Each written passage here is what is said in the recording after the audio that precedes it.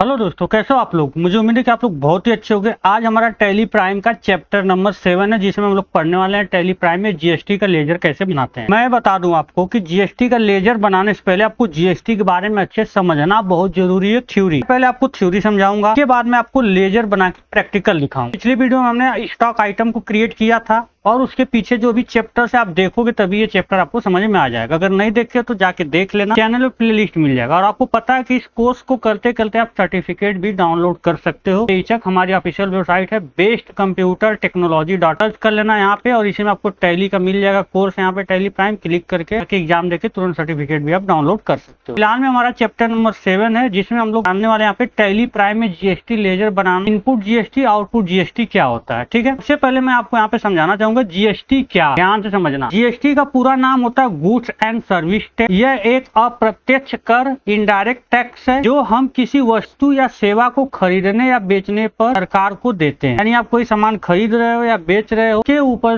Tax लगाती है आपकी गवर्नमेंट, जो आप सरकार को देते हो। ठीक, लेजर क्या होता है। सबसे पहले आप देखो यहाँ पे, लेजर एक ऐसा खाता होता है जिसमें किसी विशेष चीज का हिसाब रखा जाता है। जैसे सेल्स लेजर आपको पता, हमने बता दिया। परचेज लेजर, तो उसी तरह आपका जीएसटी लेजर है। सेल्स लेजर में क्या होता था, बिक्री का हिसाब रखा जाता है। परचेज लेजर में क्या होता है, खरीद का हिसाब रखा जाता है। लेकिन जीएसटी लेजर में क्या होता है, टैक्स का हिसाब, कि मतलब कितना टैक्स आया गया, कितना टैक्स पे करना है। सेल्स और परचेज आप किस लिए बनाते थे, कितना हमने सेल्स किया, कितना परचेज किया। उसी तो जीएसटी का भी लेजर तो भाई बनाना ही पड़ेगा। अगला आपका जीएसटी में मुख्य रूप से दो प्रकार के लेजर बनते हैं। देखो, जीएसटी में मुख्य रूप से दो प्रकार के लेजर बनते हैं, इनपुट इनपुट जीएसटी और आउटपुट जीएसटी। क्या, इनपुट जीएसटी और आउटपुट जीएसटी। देखो यहाँ से देखना, इनपुट आउट। जब हम कोई सामान या सेवा खरीदते हैं तो उस पर जो जीएसटी देते हैं वह इनपुट जीएसटी कहलाता है। बाय द वे, आपकी यहाँ पे कोई कंपनी है, आप जा रहे हो कहीं से माल खरीद के ला रहे हो, ठीक है, यहाँ पे आप गए और यहाँ से माल लाए अपने कंपनी में। अब वो सामने वाला जब आपको देगा, आप परचेज करो तो आप क्या देगा, वो इनपुट जीएसटी। आप वहाँ पे क्या, आप कौन सा जीएसटी दे रहे हो, इनका, वो तो आपको आउटपुट दे रहा है, वो आपको सेल कर रहा है। लेकिन आप परचेज किए हो, आपको इनपुट वो कहलाएगा। लेकिन आप किसी को सेल करोगे वो क्या हो जाएगा, आउटपुट जीएसटी हो जाएगा। ठीक है, ये आप किस जगह पे खड़े हो आपके ऊपर निर्भर करता है। सामने वाला भले आपको आउटपुट लगा देगा क्योंकि वो सेल कर रहा है, लेकिन आप परचेज कर रहे हो। ठीक है, जब हम कोई सामान या सेवा खरीदते हैं तो उस पर जो जीएसटी देते हैं वो इनपुट, जो आप जीएसटी देते हो इनपुट देते हो। ठीक है, हमारी कंपनी के लिए एक एसेट संपत्ति होती है, क्योंकि हम से बाद में सरकार से एडजस्ट या रिफंड कर सकते हैं। उदाहरण, अगर आपने यहाँ पे 10,000 का, कितने का, 10,000 रुपए का सामान खरीदा तो उस पर 18% जीएसटी लगेगा, जिसमें इनपुट जीएसटी 1800 आएगा। 10,000 का फिर जो सी जीएसटी और एस जीएसटी 900 लगेगा। यानी जो है कि यहाँ पे 9% हो जाएगा। कितना हो जाएगा, 9%। अब सी और यस क्या होता है आगे आपको मैं समझाऊंगा।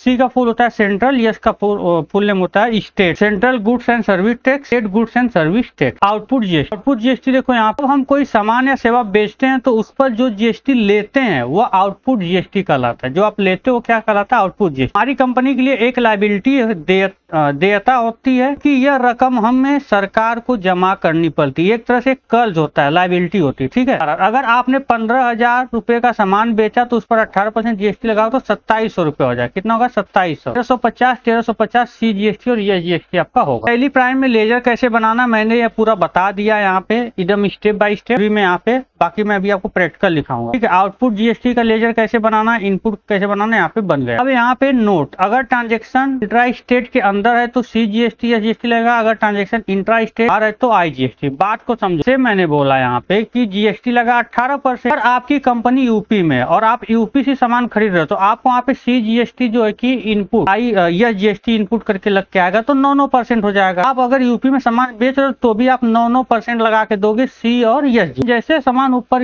यूपी से बाहर जाएगी, यहाँ पे आई जीएसटी लगता है। क्या लगता है, आई जीएसटी। इस बात को ध्यान रखना, जैसे आपकी स्टेट से बाहर सामान जाती है आई जीएसटी लग जाता है, चाहे वो सेल्स हो या परचेज हो। ठीक, जीएसटी में इंट्रा स्टेट और इंटर स्टेट ट्रांजेक्शन क्या होता है मैं यहाँ पे देखो फिर समझा दे रहा हूँ। इंट्रा स्टेट ट्रांजेक्शन क्या होता है, जब खरीदार बाई और विक्रेता सेल्स एक ही राज्य में होते हैं, यानी सामान एक ही राज्य के अंदर बेचा या खरीदा जाता है तो इंट्रा स्टेट ट्रांजेक्शन करते हैं। इस स्थिति में दो तरह के टैक्स लगते हैं, सी और यस फुल नेम के साथ मैंने दे दिया। उदाहरण के लिए मान लीजिए हम उत्तर प्रदेश यूपी में एक व्यापारी है और अपने लखनऊ में ही ग्राहक को माल बेचा, तो वहाँ पे 18% लगेगा, तो यहाँ पे 9% होकर कुल जीएसटी इस तरह से लग जाएगी। यह टैक्स दो हिस्सों में बटेगा, केंद्र सरकार और राज्य सरकार। ये पहले से निर्धारित हो जाता है। लेकिन इंटर स्टेट ट्रांजेक्शन में क्या होता है, IGST लगता है। यहाँ पे देखो लगता है IGST, और यह IGST जो होता है यह पूरा पैसा राज्य सरकार को जाता है। बाद में राज्य सरकार को ये पूरा पैसा केंद्र सरकार को जाता है। बाद में राज्य सरकार को देना ना देना उसके ऊपर डिपेंड करता है। यहाँ पे मैंने उदाहरण भी दे दिया, तो यहाँ पे पूरा 18% लगेगा, तब वहाँ पे CS नहीं लगेगा। ठीक, यहाँ पे सारांश भी मैंने दे दिया, लेन देन का प्रकार है, देख लो यहाँ पे एक बार, इसको आप लोग अच्छे से देख लेना। यह नोट्स आपको चाहिए, इस नोट्स को मैं डाल दूंगा। आपको गूगल पे जाना, बेस्ट कंप्यूटर टेक्नोलॉजी सर्च कर लेना यहाँ पर, और आ जाना यहाँ पे ऑल नोट्स में। कहाँ पे आ जाना, ऑल नोट्स में आ जाना, और यहाँ पे आपको मिल जाएगा माइक्रोसॉफ्ट वर्ड के बाद GST नोट्स, टैली प्राइम का, या टैली प्राइम नोट्स है ना, यहाँ पे देखो पुस्तक मिल जाएगा टैली प्राइम GST नोट्स। ठीक है, अलग से मिल जाएगा। फिलहाल में हम लेजर बना के आपको दिखाते हैं कि हम लेजर कैसे बनाते हैं GST का। अब यहाँ पे देखो हम जाना, हमको कहाँ पे, क्रिएट में जाना है, इंटर कर देना है, आ जाना आपको लेजर में। ठीक, पहले से कुछ लेजर बने हैं, आपको पता है, नहीं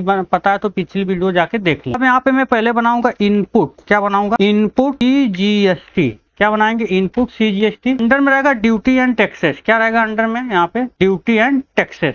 यहाँ पे देखोगे तो पूरा बताया गया होगा, यहाँ पे अंडर में ड्यूटी एंड टैक्सेस रहेगा। यहाँ पे अदर की जगह यहाँ पे क्या रहेगा, आपका GST रहेगा। क्या रहेगा, GST के बाद आपने कौन सा लेजर बनाया, CGST का, तो यहाँ पे CGST रहेगा। इंटर करके इसको क्या करोगे, एक्सेप्ट करा दोगे। इनपुट क्या बनाओगे आप, यहाँ पे SGST, इनपुट SGST में ड्यूटी एंड टैक्सेस। यहाँ पे अदर की जगह हो जाएगा टाइप ऑफ GST, और यहाँ पे हो जाएगा आपका SGST। क्या हो जाएगा, SGST। अब यहाँ पे हम बनाएंगे इस तरह से एक इनपुट IGST। इन फ्यूचर इसकी जरूरत पड़ेगी तो ड्यूटी एंड अदर, यहाँ पे हम करेंगे IGST, इंटर एक्सेप्ट। अब आप बनाओगे आउट, क्या बनाओगे, आउटपुट CGST। अंडर में ड्यूटी एंड टैक्सेस, यहाँ पे GST, यहाँ पे आपका C है तो C करोगे। क्या करोगे, GST, इंटर करके एक्सेप्ट करा दोगे। उसी तरह आउटपुट SGST एंड टैक्सेस में आप क्या करोगे, और आपका यहाँ पे UGST जब लगता है जब आप केंद्र शासित प्रदेश में होते हो, आपकी कंपनी केंद्र शासित प्रदेश में, उसको मैं आगे डिटेल में बताऊंगा। यहाँ पे output IGST, duty and taxes, other की जगह यहाँ पे GST रहेगा, और यहाँ पे हमारा IGST रहेगा। इस तरह से इंटर करके एक्सेप्ट करा दोगे। इस कैप से बाहर आ जाओ, आप आ जाओ यहाँ पे अल्टर में। अल्टर में आके आप पूरा लेजर को चेक कर लो। देखो मैंने यहाँ पे लेजर बना दिया है, इनपुट इनपुट आउटपुट आउटपुट। बाकी राम रमेश का लेजर था ही, परचेज का था ही, सेल्स का था, ये